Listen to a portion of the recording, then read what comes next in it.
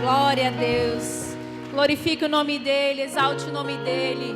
Toda honra, toda glória, todo louvor, toda majestade seja dado a Ele, porque Ele é o único, Ele é o alfa, Ele é o ômega, Ele é o princípio, Ele é o fim, Ele é o mesmo ontem, Ele é o mesmo hoje e Ele é o mesmo eternamente, em nome de Jesus.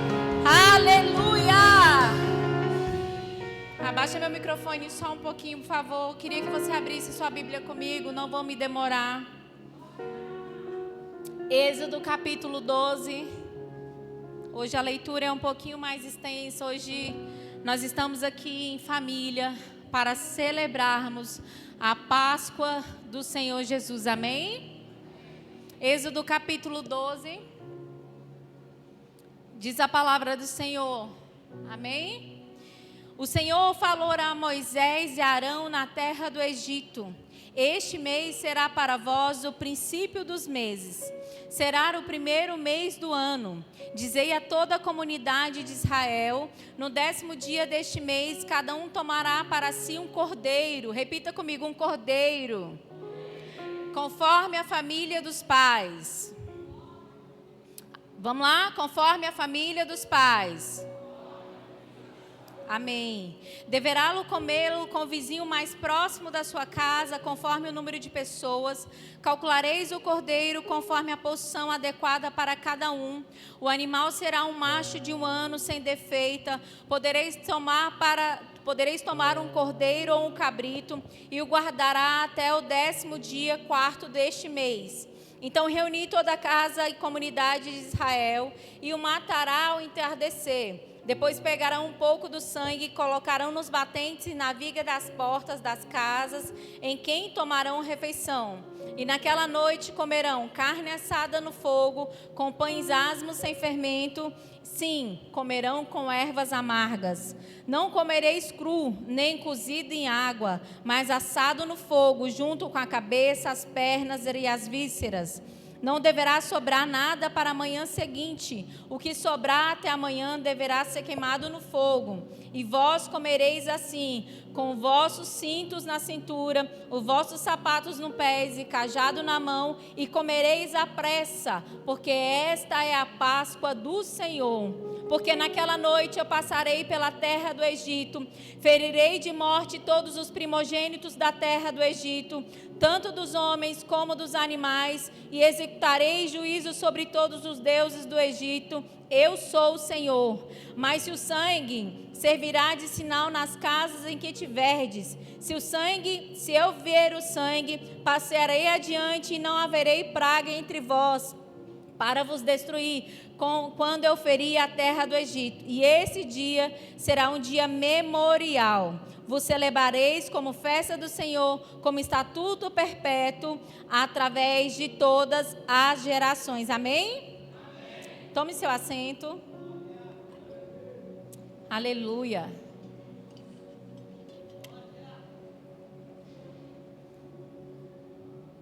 Hoje é uma data muito conhecida por todos nós. Tanto os cristãos, como quem não é cristão, como quem é hebreu, como quem é de toda nacionalidade. E é engraçado que a religião e a cultura, ela se entrelaça muito. Desde o tempo de Jesus, a gente vê cultura e religião tentando se entrelaçar e de certa via, não tem como separar ela. O pessoal até fala que é como futebol e política, né? Que a gente não quer se intrometer, mas de certa forma a gente tem que participar. Os livros de história, quando a gente estuda, a gente vê falando sobre o descobrimento do Brasil. E o que é o descobrimento do Brasil? O Brasil já era um país colonizado por índios, mas quando Pedro Álvares Cabral vem para o Brasil, ele traz uma caravana de um povo europeu junto com ele. E nessa caravana ele traz com ele, não me lembro agora se era um arcebispo ou se era um frei, ele traz com ele alguém de uma autoridade espiritual. E com isso entrelaça no Brasil. O Brasil começa então a crescer um país meio que catequizado. Porque aquela cultura que veio da Europa, ela começa a se entrelaçar aqui nos nossos primórdios, na nossa cultura, no início da nossa fundação. E é engraçado que quando eu estava estudando, eu não sei aqui quem é novo assim tanto quanto eu, mas na minha época eu tinha que pedir bênção para os meus pais. Quem é dessa época? Eu acredito que a maioria que é mais antigo, né? A gente tinha o costume de pedir a bênção para os pais. E a bênção, ela é uma raiz religiosa, né? Porque lá a gente vê a bênção lá no livro de Gênesis, a gente vê a bênção lá com Jacó, com Abraão. Só que isso foi trazido para a nossa cultura e nós inserimos isso na nossa cultura porque tem uma mistura entre cultura e religião.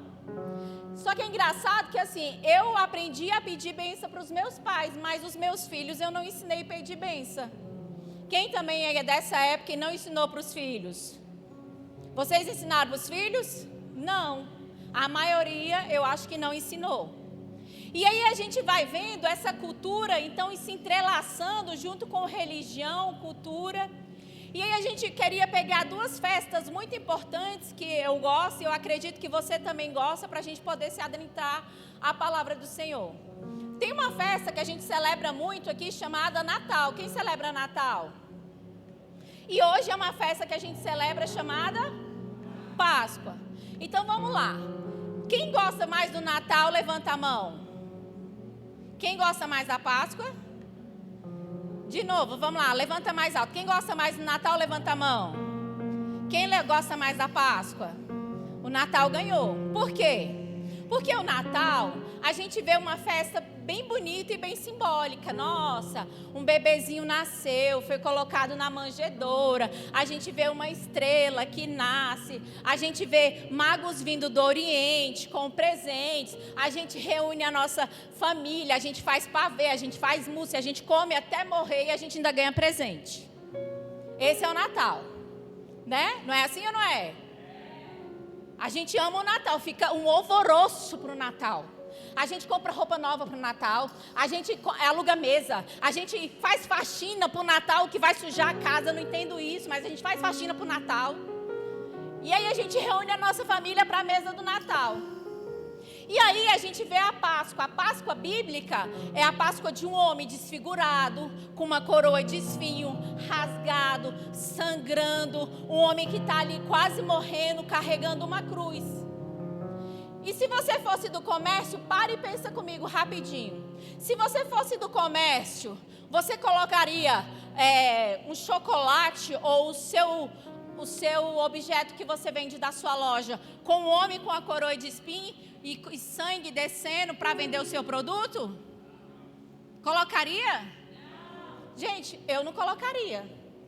Porque quem é do comércio tem a questão ainda do marketing, não tem? E aí, vai vender? Não vai vender.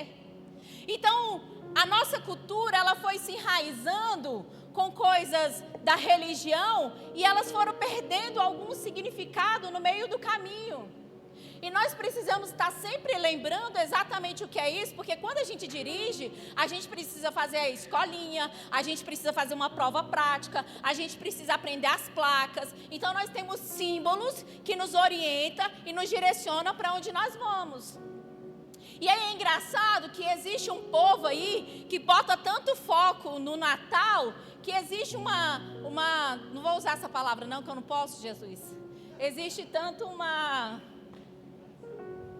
tradição, obrigada. Uma tradição que eles celebram o menino Jesus e esquece que o menino Jesus ele só veio, mas o menino Jesus ele não vai ter valor se a gente tirar o foco da cruz, porque ele pode ter nascido na manjedoura, mas ele foi para a cruz e hoje o túmulo está vazio. A Bíblia me diz que é melhor o fim das coisas do que o início dela. Ele nasceu na manjedoura, mas ele morreu por mim e por você. O que eu e você precisamos entender que Páscoa não é ovo, Páscoa não é chocolate, Páscoa é um cordeiro que morreu para a minha vida e pela sua vida. Aí vem, já vou entrar na palavra. Aí o comércio vem, coloca um coelho. Primeiro que coelho bota ovo. E por que coloca um coelho? A Bíblia não mandou a gente celebrar Natal. A Bíblia mandou a gente celebrar Páscoa. Mas a gente quer celebrar Natal porque a gente ganha presente. O comércio, a cultura, ela tira o foco dos nossos olhos, que é Jesus. A cultura tem falado para a gente ir para um caminho. E nós, como cristãos, nós precisamos nos posicionar e começar a dizer que Páscoa não é coelho, Páscoa não é chocolate. Não foi um coelho, mas foi um cordeiro que morreu no meu lugar. E o que é interessante é que tem muito pai e mãe que fica: ai, tô tão triste, porque eu não consegui comprar um ovo de Páscoa para o meu filho esse ano. Um ovo de R$100. Porque o comércio, ele coloca sobre a minha cabeça e sobre a sua cabeça que Páscoa é chocolate. E Páscoa não é chocolate. A Bíblia diz, no Antigo Testamento, antes mesmo de Jesus nascer, o Antigo Testamento, ele é a sombra das coisas que ainda há de vir. Não dá para ver a sombra aqui. O que é o Testamento? O Antigo Testamento, ele é, o Novo Testamento, ele é a minha mão, e o Antigo Testamento, ele é a sombra. O Antigo explica o Novo, e o Novo justifica o Velho. Então, o Senhor, ele está falando em Êxodo capítulo 12, quando o povo estava no deserto, quando o povo estava cativo no Egito, eles ficaram lá por muitos e muitos anos. E aquele povo cresceu de uma forma tão grande, que Faraó começou a subjugá-lo, o povo. Faraó começou então a fazer o povo de Deus escravo. E o Senhor deu uma instrução para Moisés. Falou: Moisés, eu vou enviar para o deserto as pragas. Ele enviou então 1 praga, 2 pragas, 3 pragas, 5 pragas, 9 pragas. E mesmo assim, a Bíblia diz que Deus endurecia o coração de Faraó. A Bíblia vai me dizer que quando chega na 9ª praga, o Senhor chama Moisés e fala: Moisés, é o seguinte, eu vou enviar o anjo da morte. E o anjo da morte vai passar, e toda casa que tiver o primogênito, que não tiver a marca do meu sangue, eu vou matar o primogênito daquela casa.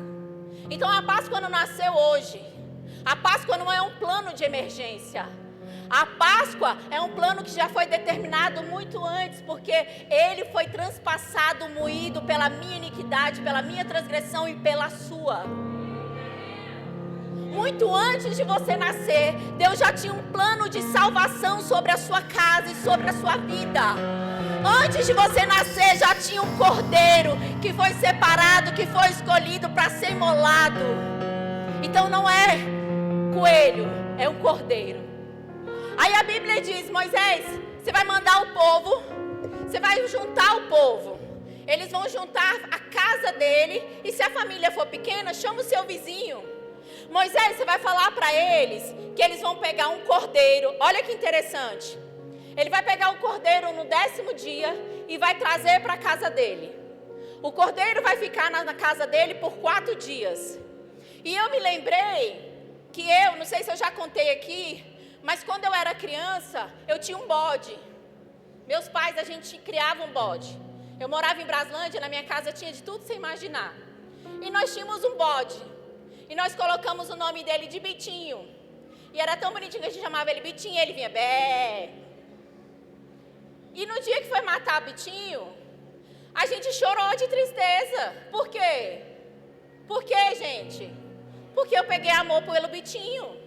Eu amo carne de bode, mas eu comi Bitinho? De jeito nenhum. Na minha época, quando a minha mãe, as mais antigas aqui, quando a gente ia fazer galinha, que você vai matar a galinha, que você corta o pescoço dela, a galinha às vezes demora a morrer. Aí a mãe falava assim: sai daqui, menino, você está deixando com que a galinha não morre. É assim ou não é? Quem é mais antiga aqui? Só quem é da minha época, só quem tem 20 anos. Aí a minha mãe pegava a galinha, né?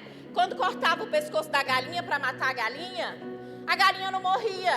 Aí eles falavam assim: tá com dó, vai para lá, a galinha não morre. Porque você queria a galinha, fica com amor a galinha. Não fica, não fica? Fica. Igual o Bitinho, gente. Quando o Bitinho morreu, eu chorei. E aí eu fiquei lembrando disso, pastor Alice, porque assim, não era só pegar um cordeiro, matar o cordeiro. O cordeiro tinha que ficar na casa por 4 dias. Segundo Samuel vai dizer que eles alimentavam o cordeiro.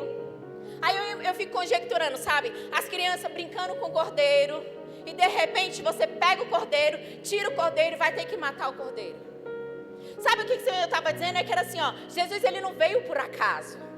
O plano da salvação não é um plano por acidente. Ele veio, ficou lá quase 33 anos para depois ele morrer. Então era necessário as pessoas conhecê-lo, era necessário amá-lo, era necessário ver os milagres, era necessário ver os feitos, era necessário que cuidasse e sentisse aquele amor, aquele sacrifício de Jesus que morreu na cruz. Então o cordeiro, ele separado no 10º dia, no 14º dia, matava o cordeiro. Imagina as crianças chorando por causa daquele cordeiro. E aí, a Bíblia diz que, aí o Senhor falou para Moisés, Moisés, mata o cordeiro, vai pegar tudo, vísceras, perna, tudo, e vai botar para assar. Aí você vai pegar ervas amargas, o sangue do cordeiro, Moisés, você vai pegar ele, vai pegar um isopozinho, vai passar o sangue, e vai passar o sangue assim, ó, no umbral da porta, no portal, como a gente conhece. E aí, Moisés, quando o meu anjo da morte passar, que Páscoa significa passar por cima, quando eu passar, que cada porta tiver o sangue, eu vou passar em cima e nada vai acontecer. E aí eu fiquei pensando, meu Deus, confiar demais em Deus, conjecturando isso aqui.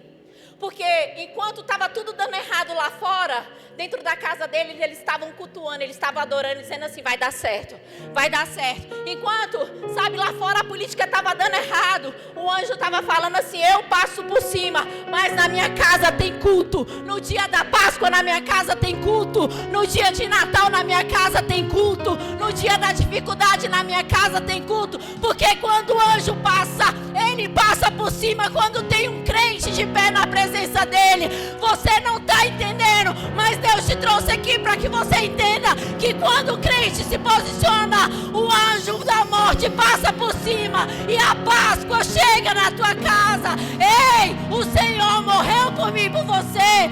Ele foi como um cordeiro mudo para o matadouro, pela minha vida e pela sua vida. E você quer celebrar a Páscoa, quer celebrar coelho, quer celebrar ovo.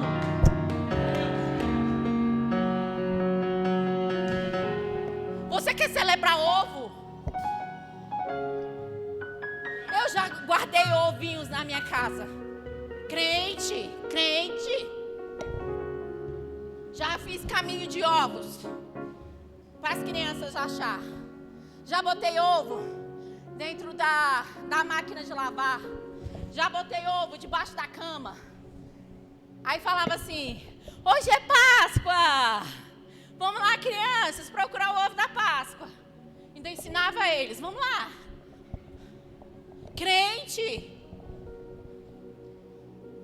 Sabe por que eu estou falando isso? Porque às vezes você está fazendo o mesmo erro que eu.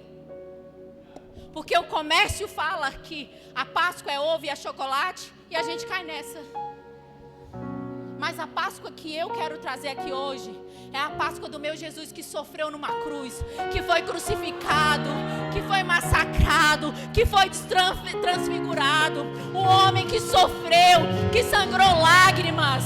O homem que morreu na sexta-feira e ao terceiro dia ele ressuscitou. Ah, você não está entendendo. A Páscoa que eu estou falando é do Jesus, aquele que quando as Marias chegam no túmulo, elas falam, cadê? Oh mulher, por que choras? Aquele que você procura não está mais aqui, porque ele vive, ele ressuscitou, ele está vivo. Oh, aleluia! Glória!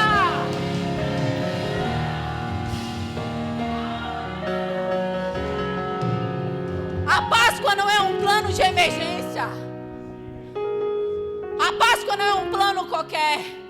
A Páscoa é um plano lá do Velho Testamento, do Antigo Testamento para o Novo. A Páscoa é ontem, é hoje, é amanhã e será sempre. Porque a Páscoa é sobre aquele que ressuscitou. E se hoje o túmulo está vazio, se hoje eu tenho vida, se você tem vida, vida em abundância, é porque Ele ressuscitou. Coelho não ressuscita. Não foi doce, Ele sofreu, foi amargo, foi duro, foi difícil. Isso é Páscoa. Agora você quer trocar a sua Páscoa por ovo de chocolate? Você quer trocar a sua Páscoa, o seu cordeiro, por um coelho? Qual que é a sua função, crente? Quando o seu filho vir da escola com 2 colheres, com orelha, arranca essa orelha e fala: filho, isso não é Páscoa. Porque você está sendo negligente como eu fui por muitos anos. Páscoa foi o preço que Jesus pagou na minha vida e na cruz pela sua. Isso é Páscoa. E é engraçado que Deus traz um plano, Satanás traz outro. Deus traz o cordeiro, Satanás traz o coelho. Deus traz o amargo, Satanás traz o contrário, o doce. Olha a matemática. O foco não é a manjedoura, glória a Deus porque ele nasceu, mas o foco é a cruz. O foco é a salvação. E sabe o que mais?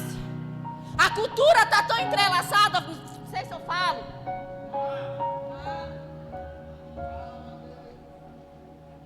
A cultura está tão entrelaçada que na minha casa, sexta-feira, eu não podia comer carne. Na minha casa, na sexta-feira, não podia lavar louça. Na minha casa, na sexta-feira, não podia guardar nem a vassoura atrás da porta, que era pecado. Era ou não era assim? Quem tem 20 anos aí sabe. Na minha época, existia um nome dado aí de 40 dias. Vou falar logo, a quaresma. Me mostra onde está essa quaresma na Bíblia, me mostra, porque eu já fui católica também. Me mostra. Não tem quaresma em Bíblia não, tá, crente? O que tem na Bíblia é Jesus subindo ao monte, jejuando 40 dias e 40 noites. Aí daí então fizeram 40 dias de preparação para a Páscoa. Nossa, a ideia é genial, eu até faria. Mas aí chega no sábado de aleluia, enche a cara. Fica sem beber 40 dias. No sábado, enche a cara. Mamada até o tutano. Isso é Páscoa? Isso é hipocrisia. Não pode comer carne. Não pode beber. Na quaresma nada pode. Mas no sábado de aleluia tem que aleluiar. Eu aprendi assim. Quem aprendeu? Você não é diferente não, porque eu também aprendi assim. Porque como eu falei desde o início, a cultura e a religião quer se entrelaçar. Mas nós somos conhecedores da palavra do Senhor. Sábado, sexta-feira nós celebramos comendo churrasco. Sábado nós celebramos comendo, nem me lembro, tanta coisa. Porque Ele já ressuscitou. Ah, detalhe, só pode comer peixe. Gente, me poupe, vamos lá, olha só. Na época de Jesus a gente vai ver vários milagres. Jesus fazendo o quê? Com a pesca, joga a rede de um lado, não pescou, vai jogar do outro. Aí o peixe vem, a rede rasga e não sei o quê. Quantos milagres a gente vê Jesus fazendo de peixe? Vários. A carne naquela época era uma carne nobre e eles nem comiam tanta carne porque o Antigo Testamento dava um monte de referências para não comer carne. Então aquele povo comia ou não comia carne, pelo que eu estou te contando? Quase não comia. O que eles comiam? Aí tirou o quê? A carne que ele já não comia? Não, me explica isso. Vou tirar a carne que ele já não come, que é uma carne nobre. É tipo assim, ó, deixa eu conjecturar para hoje. Você come picanha todo dia, não come? Come. Aí eu vou tirar a picanha. Vai te doer? Não, você não come todo dia. Não tem lógica, não casa, sabe? Assim, a conta não fecha. A conta não fecha. Aí, fica 40 dias sem beber. No sábado de aleluia, vai aleluia, enche a cara. Ou então vai lá, compra chocolate, aí faz, enfim. Nem falei do Judas, que hoje em dia quase não tem. Quem tem 20 anos aqui da minha época, lembra do Judas, não é? Gente, adorava pegar o Judas e bater nele. Quem amava? Pode levantar a mão.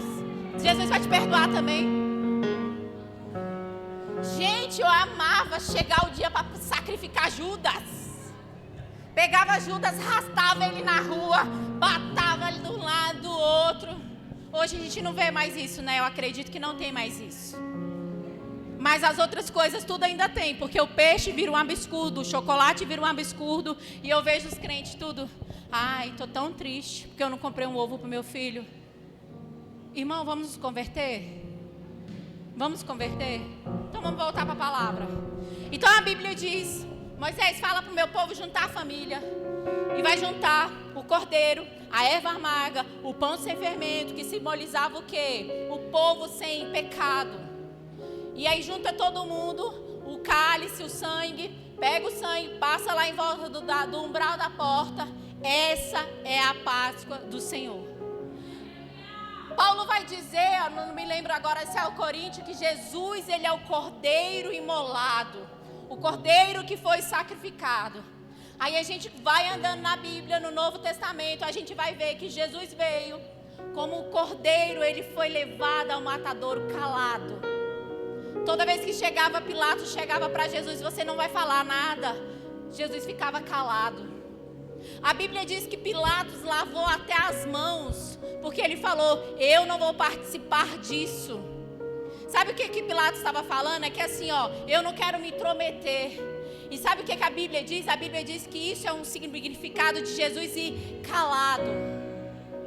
Calado, ele foi calado, ele não reclamou. A Bíblia diz que 9 horas da manhã ele foi crucificado. Meio-dia a terra se tornou em trevas. 15 horas da tarde, Jesus ele olha para os céus e fala: está consumado. Tetelestai. Eli, Eli, lama sabachthani. Deus meu. Oh, Espírito Santo, obrigado pelo teu sacrifício na cruz, Pai. Oh, ele vive. Ele vive. Aleluia. Ele lama sabachthani. Deus meu, por que desamparaste teu filho? Está consumado. E hoje, se você tem vida, é porque Ele te deu vida, vida em abundância. Hoje nós não somos mais escravos. Hoje a dívida já está paga. Hoje o meu Jesus, Ele te libertou. Hoje o meu Jesus, por causa dEle nós somos livres. Por causa dEle, a nossa vida não acaba no túmulo, mas a nossa vida se eterniza no céu. Aleluia! Então isso é Páscoa. É o sacrifício de Jesus. Tira seu olho da manjedoura. Tira seu olho do Natal. Coloca seu olho na cruz. A manjedoura é só o início, mas a Bíblia diz que melhor é o final das coisas do que o início dela. Jesus já nasceu com um plano para morrer. E aí a Bíblia diz que então ele se reunia e tinha que comer aquela Páscoa. Lombo cingido, cintura cingida, sapatos nos pés, cajado na mão. Porque quando o anjo da morte passava, que o primogênito morresse, aquele povo tinha que se juntar para sair.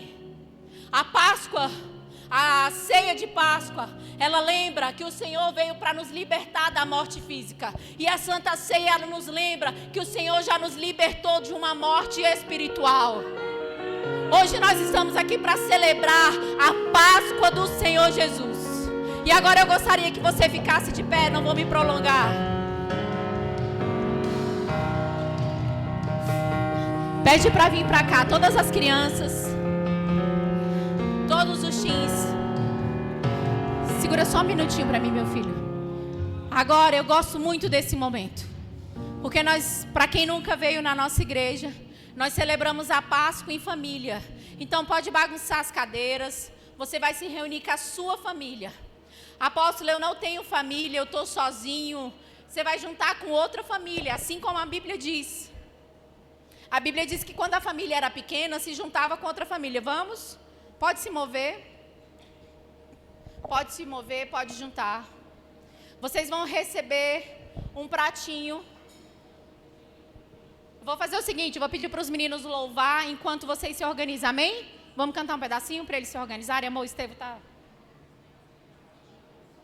Não, as crianças podem ficar com as suas famílias. As crianças podem ir todas para as suas famílias, tá?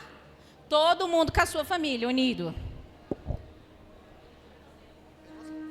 Pode ir para os seus pais. Emanuel, vem para cá. Júlia.